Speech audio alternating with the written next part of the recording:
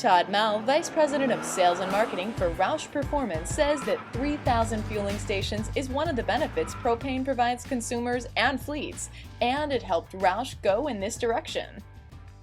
Well, our heritage really is in the racing side. So that's where when Jack left Ford Motor Company, Jack Roush started his own company, and powertrain development is really his DNA, right? So we started doing development for Ford, gas vehicles, diesel vehicles.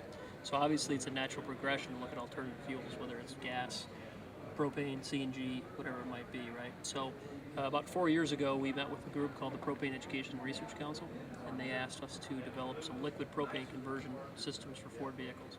So that's kind of how we got into the business. Obviously, we did our homework once they came to us and said, would you guys do the development for this fuel to make sure that it was viable, there was a marketplace for it. We didn't want to develop a product where we couldn't go sell it. So after doing our research, we saw that propane makes a lot of sense here in the States. What was most appealing about it? Existing infrastructure, cost, it's clean, it's domestically produced. So when you start to look at all the things that are really impacting our country here, dependency on foreign oil, this solves it. Low cost fuel, clean fuel, abundant fuel. So when you start to look at all those different alternatives, propane made a lot of sense. And what you mentioned the fueling infrastructure. What is that like in the United States? How do you describe that? It's the largest alternative fuel infrastructure that exists today of any fuel. There are more than 3,000 stations today where I can pull one of our propane powered vehicles up and get fuel. We're targeting fleets in a hub and spoke type operation, so in most cases those fleets would have their own private fueling infrastructure. But the nice thing is if they can't get back to home base, they can always fill up at one of these 3,000 plus stations around the country. Mm-hmm. What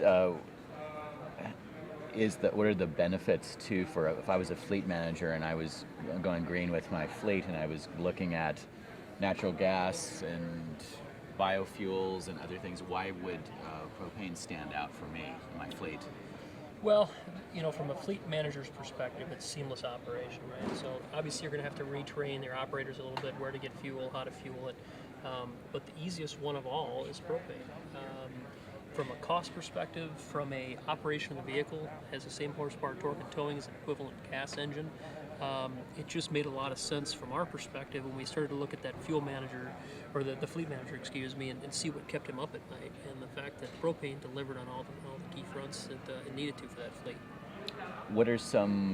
Give me some examples, if you could, of fleets that are using them and how they're using them. You've got a company like U-Haul. Obviously, most people know U-Haul. So they've got a rental operation where they're renting to consumers propane-powered vehicles.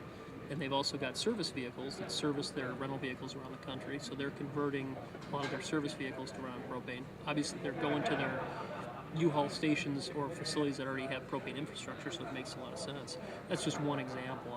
We've got several communications companies that are looking at it, shuttle companies that service airports, guys like Super Shuttle, Go Transportation Network.